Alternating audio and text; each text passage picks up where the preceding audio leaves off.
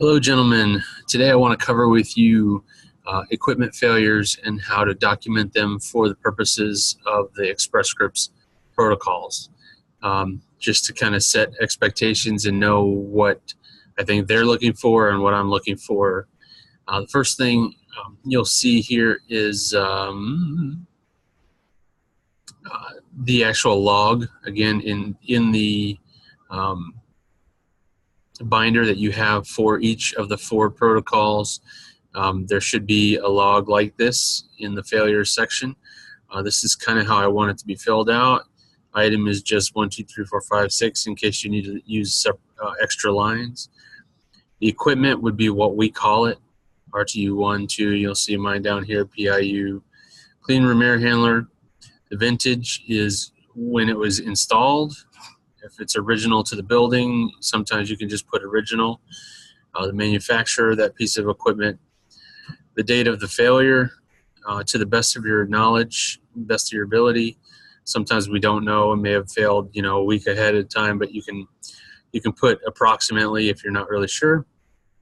Cause of the failure, you can go through and guess usually what is the cause of the failure.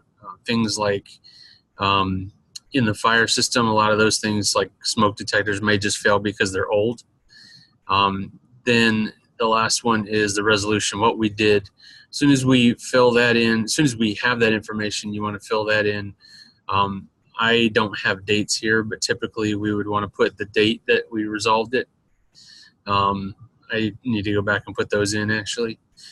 Next, for each one of these line items, you need to have an equipment failure sheet. Equipment failure report looks like this. I've turned this, this is a Word document that I've taken out all the extra lines that they have on the PDF, but it's the same sheet. It asks you for the equipment, again, what we call it, the model, manufacturer, the vintage, the date of failure, time of failure. Almost always we're not going to know exactly what time it failed unless we have an alarm that we can put in there. Time of repair, again, did we repair it yet? This is our clean room circuit 2. We're still ongoing trying to schedule a window to get it repaired, so I don't have a time of repair in there yet. The failure report is just reporting what actually failed. Maybe how you heard about it. Was it an alarm, or did somebody tell you something, or did somebody in a certain area become hot because the air conditioner wasn't working, or in the case of the fire alarm, maybe some kind of alarm went off, some kind of warning. In the case of the UPS, a lot of times we will get an alarm. Same thing with the generator, or generator could be on weekly walkthrough. Hey, we went to run it for the week and found that the voltage was going all over the place and the voltage regulator went bad. Corrective action is what we did to fix it, who we called, what they did they replace it, how did they fix it, what had to be fixed, all that good stuff. Recommendations to prevent future occurrences. A lot of the stuff, if it's out of the ordinary, if we've done our preventative maintenance, we can't do a whole lot more than do our preventative maintenance. That's why we do it. Some things just fail because mechanical things fail. This unit, I put a note here, nothing could have been done to prevent the coil leak. The unit was only 3 years old. For one thing, you can't really prevent coil leaks, and for another thing, it's a relatively new unit. There should be no reason that it failed. Total repair time, again, I don't have this because I don't know when we'll have it repaired, but they want to kind of know. This gives them an idea when something like this happens. Is it a 4-hour thing? Is it a 4-day thing? Or is it a 4-month thing? Equipment or site. I think the equipment is, did we fix the equipment, or is it something dealing with the structure that we replaced, that we repaired or replaced? Repair material cost, if we bought the materials, an estimate of what those are. Man-hour costs, this is if we fixed it, how many man-hours did it take us to do that? And you can basically put in, a $30 hourly rate as just a ballpark, shooting down the middle, because that also includes benefits and all that kind of stuff. I know you're going to say, well, I don't get paid $30 an hour, but it is just for a ballpark to shoot down the middle.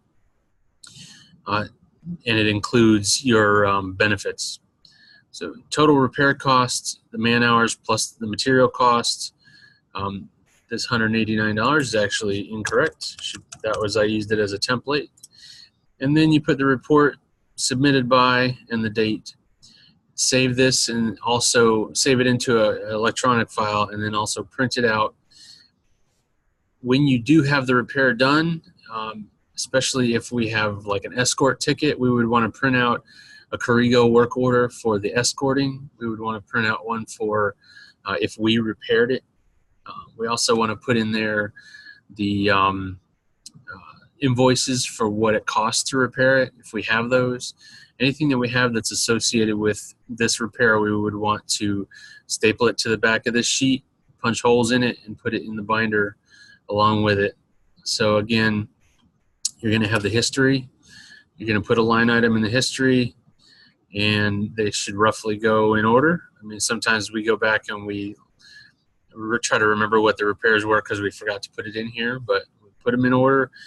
And then for each one of these, so I should have a total of 10 of these in my binder over the last couple of years. Some of these date back to 2015, so almost 3 years.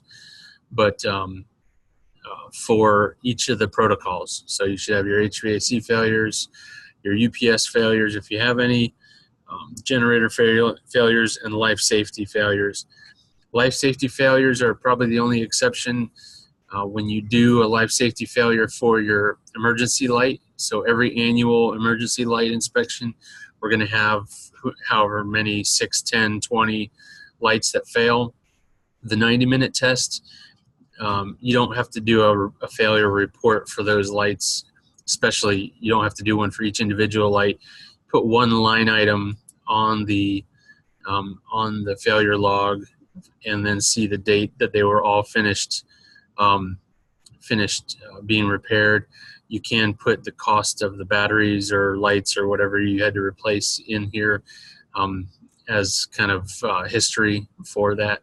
But you don't need to put an equipment failure. We know they just fail due to age. So, all right, gentlemen, thank you, and I will talk to you soon.